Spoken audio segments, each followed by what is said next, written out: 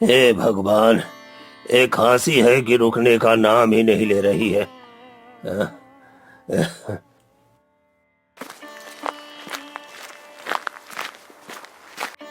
बाबा ये लीजिए दवाई। कभी कभी तो मुझे ऐसा लगता है कि पता नहीं मैंने ऐसे कौन से पाप किए हैं जो मुझे ऐसी जिंदगी मिली है। न मैं चल सकता हूँ, न तुम लोगों के लिए कुछ कर सकता हूँ। पर जब तुम्हें देखता हूँ तो मैं सोचता हूँ कि मैं कितना नसीब वाला हूँ जो मुझे तुम जैसी बेटी मिली है।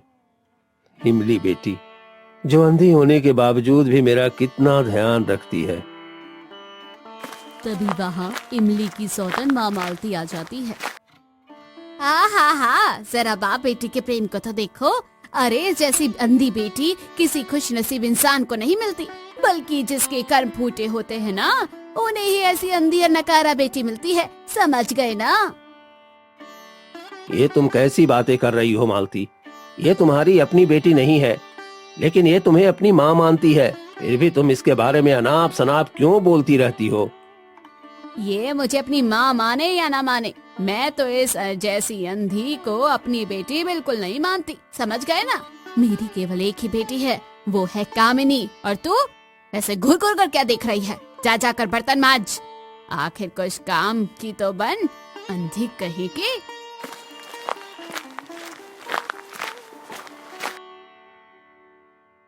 बाबा, माँ मुझे ऐसे क्यों बोलती रहती है? क्या मैं अंधी हूँ इसलिए, या मैं उनकी अपनी बेटी नहीं हूँ इसलिए? तो रो मत बेटी, वो तो कुछ भी बोलती रहती है। उसकी बातों का बुरा मत माना कर। अब तू जाकर बर्तन मान ले, नहीं तो तेरी माँ फिर से तुझ पर बेवजह गुस्सा करेगी। ठीक है बाबा, मैं चलती हूँ, आप अपना ध्यान रखना।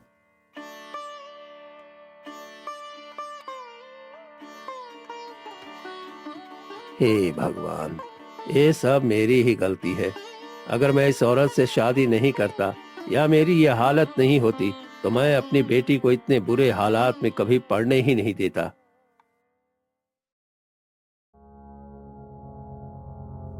माँ, माँ, ओ माँ, कहाँ हो माँ? आओ।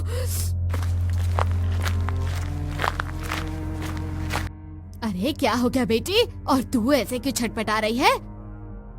माँ, ये इमली की बच्ची ने लगता है मेरी चाय में चीनी की जगह बहुत सारा मिर्ची डाल दिया है। ये तू क्या कह रही है बेटी? तू ठीक तो है ना? नहीं माँ, जीभ और गला दोनों ही बहुत जल रहा है। पानी चाहिए मुझे, पानी। हाँ बेटी, मैं अभी लाती हूँ। ये ले बेटी, जल्दी पी ले।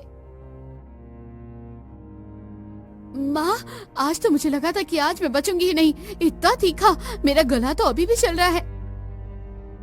ए इमली की बच्ची, इसकी इतनी हिम्मत कि मेरी प्यारी बेटी के चाय में मिर्ची डाले? मैं इसे छोड़ूंगी नहीं। चल चल मेरे साथ, आज उसे अच्छा सबक सिखाऊंगी।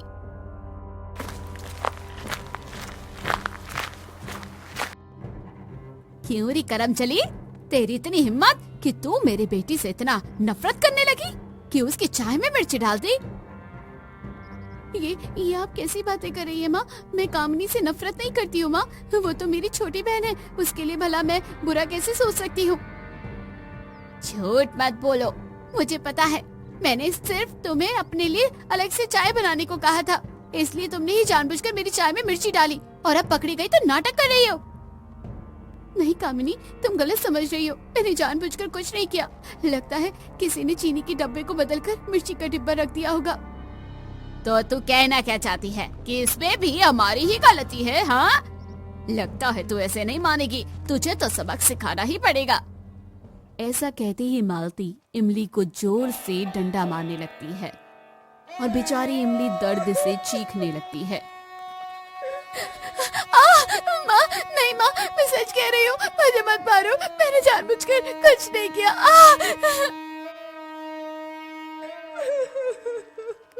अरे ये क्या? ये तो मेरी इमली बेटी की आवाज है।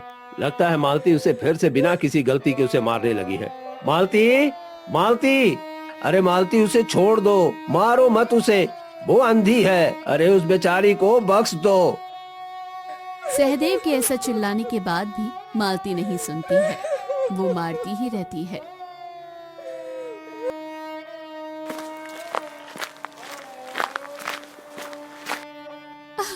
बाबा बाबा, ये लो, आपकी दवाई का समय हो गया है, ये लो। बेटी, बेटी दर्द हो रहा है क्या? मालती ने बहुत मारा है ना? हाँ?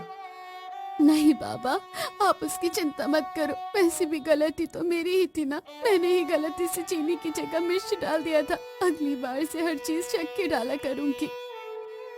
नहीं बेटी, इसमें तेरी कोई गलती नहीं है। अरे तू तो अंधी है, देख नहीं पाती है, फिर भी ये दोनों मिलके खुद कोई काम न करके तुझसे ही घर का सारा काम करवाते हैं। आहा, हम तो आपकी नजरों में बेकार ही है ना, काम की तो आपकी बेटी ये है, हम तो आपके कुछ लगते ही नहीं हैं। छोड़ बेटी, इनसे ये सब कहकर कोई फायदा नहीं। सच तो यह है कि इन्होंने मुझसे शादी ही इसलिए की थी ताकि मैं संधि की सेवा कर सकूं। इन्हें पत्नी नहीं बल्कि एक नौकरानी चाहिए थी। मार लो, जितना मारना है ताना मार लो, लेकिन मेरी बात ध्यान से सुनना।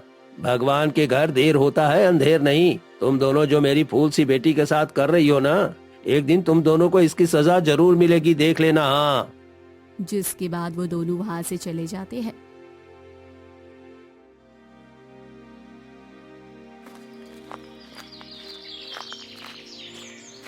माँ, आपने किस इंसान से शादी कर ली जो अपनी बेटी से ही प्यार नहीं करता, हमेशा इमली इमली इमली। सही कहा कामिनी, इस इमली की वजह से आज तक मुझे भी उनका प्यार कभी नसीब नहीं हुआ। इस इमली का तो कुछ करना ही होगा।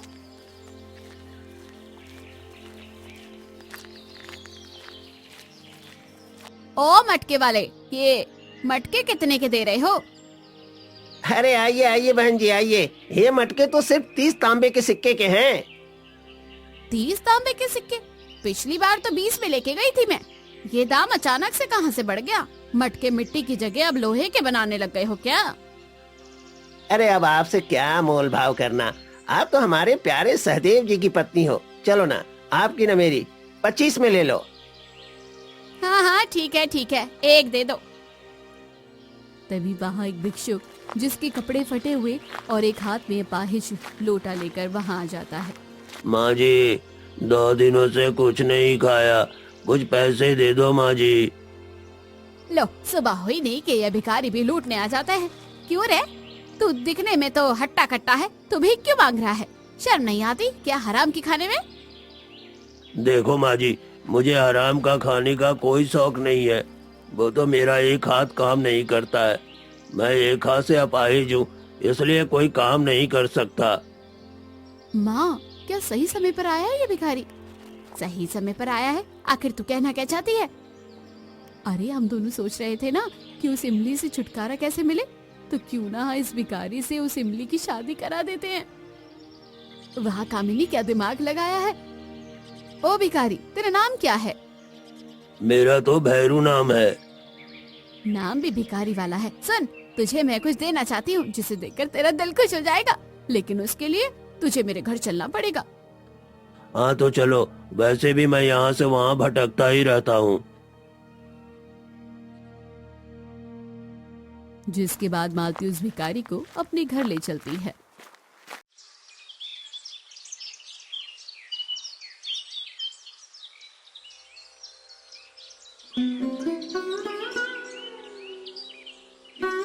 कामिनी बेटा, जाकर उस इमली को लेकर तो आ जरा। जी माँ, अभी लाई। क्या हुआ माँ, आपने मुझे बाहर क्यों बुलाया? ये अंधी लड़की को बाहर लेकर क्यों आई हो? क्या देने वाली थी? मुझे वो दो ताकि मैं यहाँ से जल्दी जा सकूं। अरे ओ भिखारी, ज्यादा चपर चपर मत कर, यही देने के लिए लाई थी। आज से ये तेरी है। क्या कहा? मुझे लगा तुम मुझे खाना या पैसा देने के लिए लाई हो, या कुछ अच्छा सा। पर ये अंधी, इस अंधी लड़की का मैं क्या करूं? माँ, जरा इस भिखारी की तेवर तो देखो। एक तो खुद ही हाथ काम नहीं करते और ऊपर से ये ठहरा एक भिखारी। इसे तो इतनी सुंदर लड़की मिल रही है और ये नखरे दिखा रहा है। माँ, ये कामनी क्या बोली जा रही है? सच कह रही है। तू तो हमारे घर में केवल एक बोझ की तरह है। तुझसे तो कोई शादी भी नहीं करेगा और हम इतने पैसे वाले भी नहीं है कि तेरे ऊपर इतना खर्च कर सके। इसलिए मैं तुझे इस भिखारी के हाथों सौंप रही हूँ। ए भिखारी, देख क्या रहा है, ले जा इसे। नहीं माँ, मैं आपके सामने हाथ जोड़ती हूँ, आपके पैर पकड़ती हूँ, मेरे साथ ऐसा मत कीजिए। अगर मैं चली गई तो मेरे बाबा का ध्यान कौन रखेगा? उन्हें समय समय पर दवाइयाँ कौन देगा? उन सब की चिंता तुझे करने की कोई जरूरत नहीं है। हम है ना उनकी सेवा करने के लिए। तू सिर्फ यहाँ से चली जा, क्योंकि तू जब तक यहाँ रहेगी तब तक इस घर में कभी शांति नहीं जा सकती। समझ गई ना? अब चली जा। जिसकी बात ना चाहते हुए भी इमली को उस भिखारी के साथ जाना पड़ता है।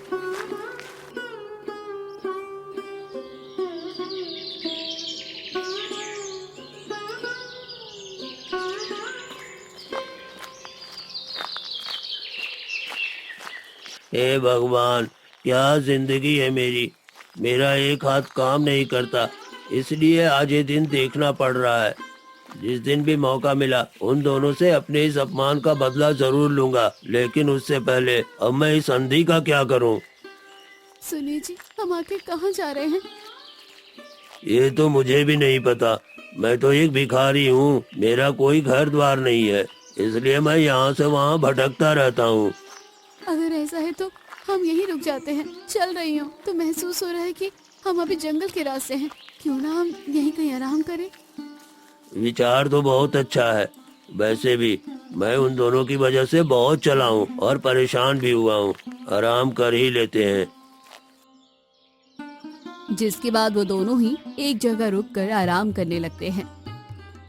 सुनिए जी, क्या आपको भूख लगी है? भूख तो बहुत जोरों की लगी है, पर क्या कर सकते हैं। एक बार दूसरे शहर चले जाएं, फिर कुछ खा लेंगे दुकान से। उसकी कोई जरूरत नहीं है। मैं जो कहती हूँ आप वो सामान ला दीजिए, मैं आपके लिए भोजन बना देती हूँ। क्या कहा तुम? और भोजन? मैं भले ही अंधी हूँ, लेकिन मुझे घर के सारे काम आते हैं, भोजन बनाना भी। क्या बात है, क्या बात है। मुझे तो यकीन ही नहीं हो रहा है तुम पर।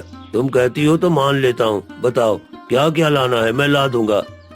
जिसके बाद इमली भैरव को सामग्री क्या लाना है बताने लगती है। वहीं दूसरी तरफ राजकुमार सुधीर जंगल के रास्ते होते हुए जा रहे होते हैं। वाह वाह, मुझे तो यकीन ही नहीं हो रहा है कि मैं बहुत जल्द इस पूरी दुनिया में राज करूंगा। अब बहुत जल्द चारों तरफ मेरी ही जयकार होगी। राजकुमार सुधीर की जय, राजकुमार सुधीर की जय। बस एक बार ऋषिवर मेरे महल आ जाएं।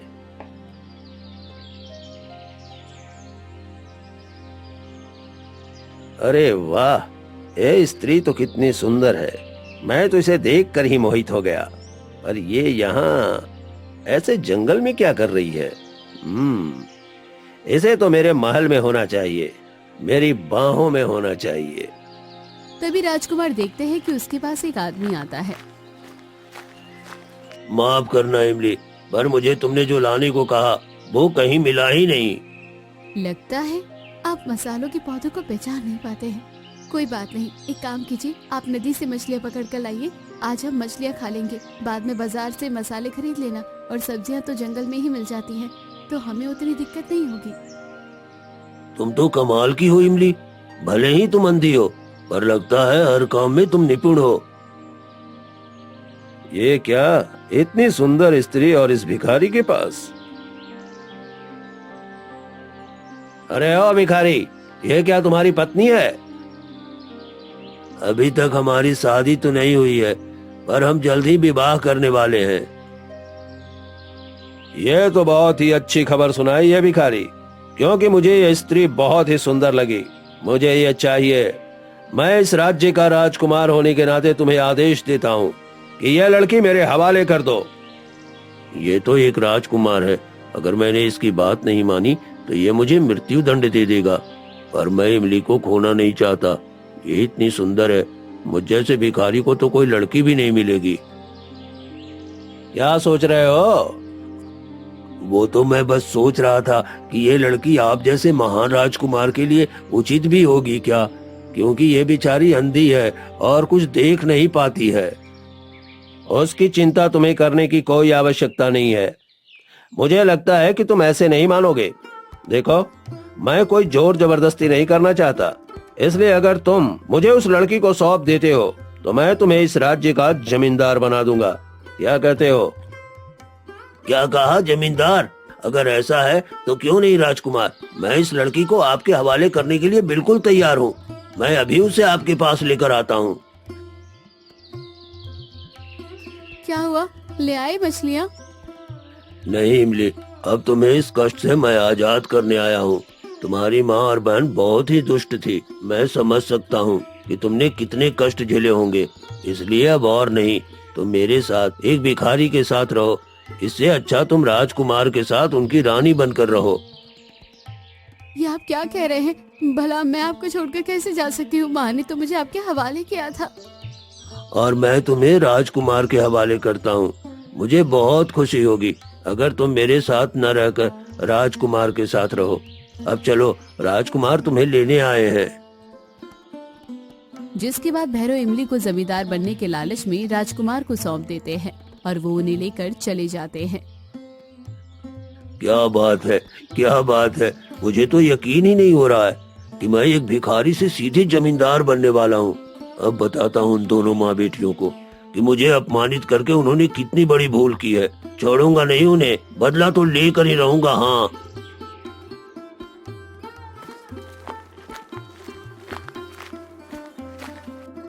ये लीजिए जी आपकी दवाई। क्या बात है मालती, आज इमली बेटी की जगह तुम क्यों आई हो दवाई देने? और तुम इतनी खुश क्यों लग रही हो? खुश ना हूँ तो क्या करूँ, हमारे सर से बोझ जो हल्का हो गया है। बोझ हल्का हो गया? तुम्हारे कहने का मतलब क्या है? और इमली बेटी कहाँ है? हैं?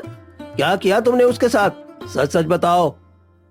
अरे शांत हो जाइए, शांत हो जाइए। मैंने तो बस उसे एक भिखारी के हाथों सौंप दिया है।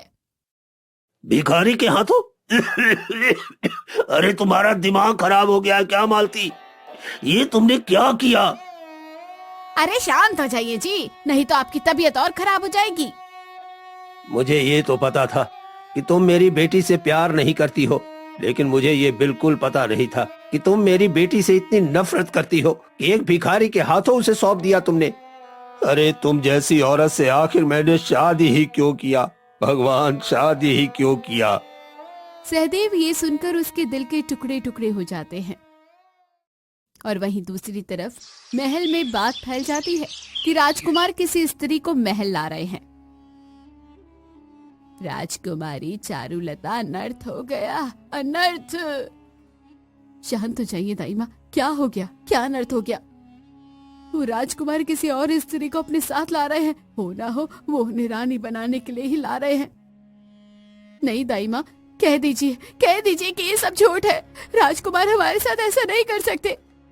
वो तो केवल और केवल मुझसे ही प्रेम करते हैं। राजकुमारी चारुलता इस बात से बेहद परेशान हो जाती है और दौड़ते हुए नीचे जाती है। ये क्या राजकुमार, ये आपके साथ कौन है?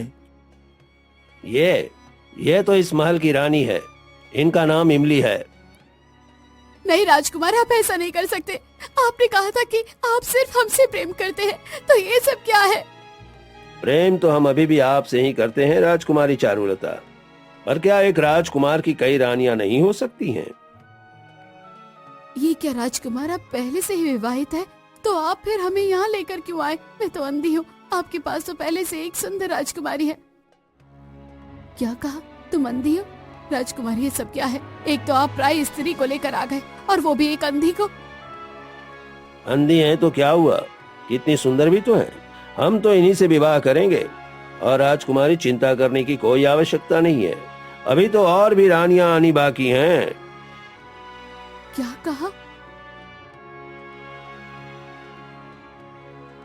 ये कमरा वर्षों से खाली पड़ा था, आज से ये आपका कमरा है राजकुमारी इमली। मंत्री जी, हमें कुछ काम है, हम अभी के लिए जा रहे हैं। आप इनका ध्यान रखिएगा, देखिएगा किसी भी चीज की कमी ना हो इन्हें। तुम्हारे तो भाग्य ही खुल गए इमली, पर याद रखना राजकुमार अभी भी सबसे ज्यादा प्रेम ही मुझसे करते हैं। अगर तुमने उन्हें मुझसे छीनने की कोशिश की तो मुझसे बुरा कोई नहीं होगा, याद रखना। ये आप कैसी बातें कर रही हैं दीदी? खबरदार, खबरदार अगर तुमने मुझे दीदी कहने की कोशिश की।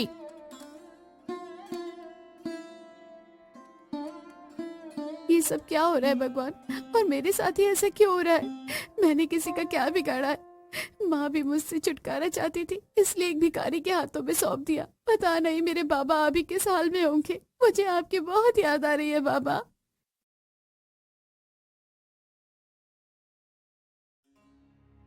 ये सब क्या हो रहा है दाई माँ? मुझे तो कुछ समझ ही नहीं आ रहा है। वो लड़की इतनी सुंदर है क्या जो राजकुमार उस जैसी अंधी से विवाह करना चाहते हैं? देखिए राजकुमारी, मुझे ये सब कुछ ठीक नहीं लग रहा है, लेकिन राजकुमार कह तो रहे हैं कि वो आपसे ही बेहद प्रेम करते हैं, लेकिन कहीं ऐसा ना हो कि राजकुमार उस लड़की के वश में आ जाए। अगर ऐसा हुआ तो आपकी संतान, जिसे आप जन्म देने वाली है और 6 माह बाकी है, उसकी जगह उस अंधी की संतान को ही अगला राजकुमार बनाया जाएगा। नहीं नहीं नहीं, ऐसा नहीं हो सकता। मुझे कुछ न कुछ तो करना ही पड़ेगा। मार डालिए उस रानी को, जान से मार डालिए, ना रहेगा बाज और ना बजेगी बांसुरी। ये आप क्या कह रही है दाई माँ? मैं ऐसा नहीं कर सकती। अगर आप ऐसा नहीं करेगी तो राजकुमार उस लड़की के प्यार में जरूर पड़ जाएंगे, तब आप क्या करेंगी? दाई माँ के ऐसा कहते ही राजकुमारी गहराई से सोचने लगती है और दाई माँ की बात को मान जाती है। ठीक है दाई माँ, मैं बिल्कुल तैयार हूँ। आप बताइए कि क्या करूँ? आपको कुछ करने की जरूरत नहीं है, ये काम मैं खुद अपने हाथों से कर लूंगी। जिसके बाद दाई माँ एक प्याले में शरबत के ऊपर जहर डाल देती है और वो प्याला लेकर इमली के पास आती है। प्रणाम राजकुमारी। इमली, कैसी हैं आप?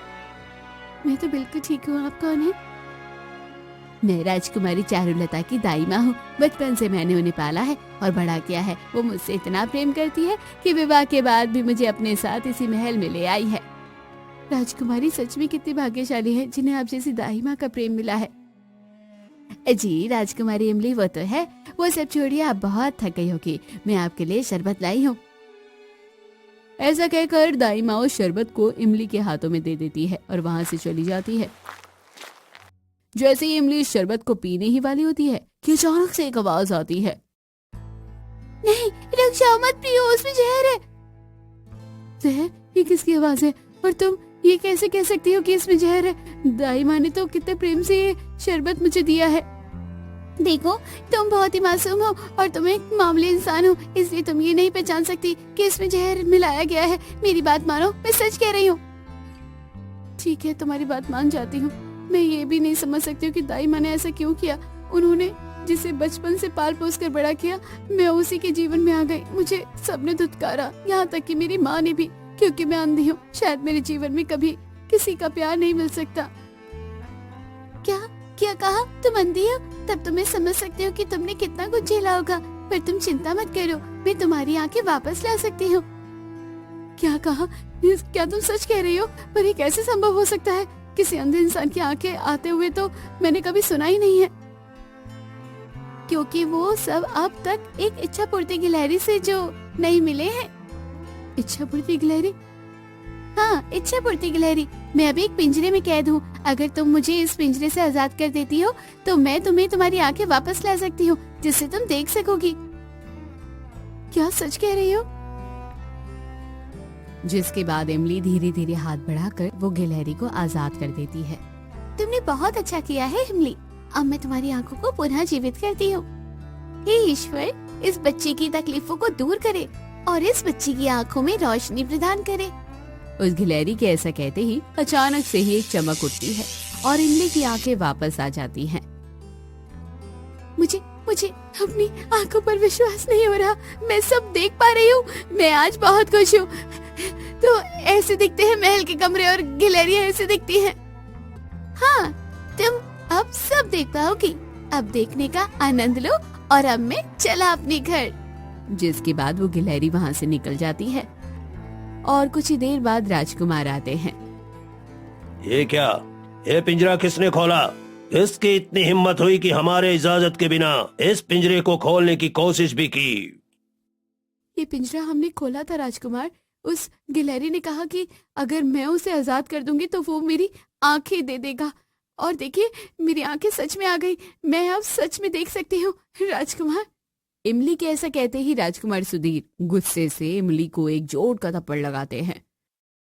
तेरी इतनी हिम्मत कि तुझ जैसी गरीब और अंधी लड़की को मैंने अपनी रानी बनाया और तूने मेरे ही अरमानों पर पानी फेर दिया। तुझे पता भी है कि वो गिलहरी हमारे लिए कितनी कीमती थी। वो गिलहरी कोई आम गिलहरी नहीं थी, बल्कि उस गिलहरी में इतनी शक्तियां हैं कि वो किसी की भी कोई भी इच्छा पूरी कर सकती है। मुझे माफ कर दीजिए राजकुमार, मुझे ये बिल्कुल भी नहीं पता था कि वो आपके लिए इतनी कीमती है।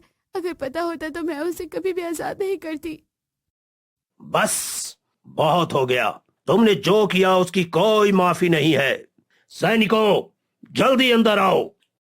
ले जाओ इस लड़की को और कारागार में डाल दो। आज से ठीक 2 दिन बाद हम इसे फांसी की सजा देंगे। ले जाओ इसे। नहीं राजकुमार, हमें क्षमा कर दीजिए, हमने ये जानबूझकर नहीं किया है। सैनिक इमली को लेकर चले जाते हैं। तभी वहां एक साधु आ जाते हैं। अरे ऋषिवर, आप और यहाँ? हाँ राजकुमार, मैं अपने उस गिलहरी को लेने आया हूँ। तो बताओ, कहाँ है वो गिलहरी? ऋषिवर, वो गिलहरी तो पिंजरे से भाग गई। राजकुमार, तुम्हें पता भी है कि तुम क्या बोल रहे हो? मैंने कहा था वो गिलहरी को कुछ नहीं होना चाहिए। वो गिलहरी बहुत ही अनमोल है। उसे पाने के लिए मैंने क्या क्या नहीं किया है, तुम्हें कोई अंदाजा भी नहीं होगा। हाँ, मैं समझ सकता हूँ ऋषिवर। मैं उस गिलहरी को कैसे भी करके ढूंढ लूंगा। मुझे कुछ दिनों की मोहलत दें। दिया मोहलत, लेकिन जब तक तुम उस गिलहरी को नहीं लाते मेरे पास, तब तक के लिए तुम एक गिलहरी बन जाओगे। ओम भट स्वाहा।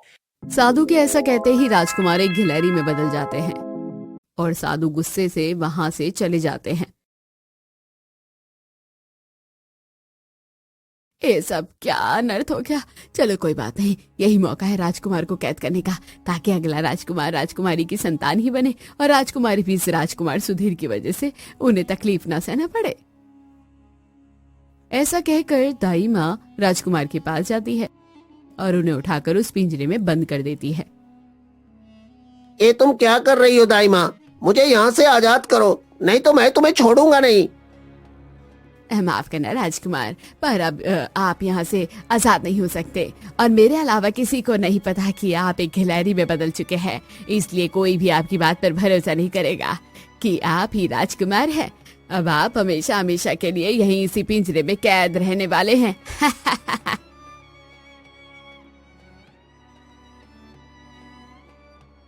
अब क्या होगा आगे? क्या राजकुमार कभी भी इंसान में बदल पाएंगे और क्या उस गिलहरी को कोई भी ढूंढ पाएगा? और सबसे पहला बड़ा सवाल, आखिर 2 दिन बाद क्या होगा जब इमली को फांसी दी जाएगी? ये सब जानने के लिए कमेंट करें पार्ट 2 और सब्सक्राइब करें इस चैनल को, ताकि वीडियो आते ही आप जल्द से जल्द देख सके सेकंड पार्ट।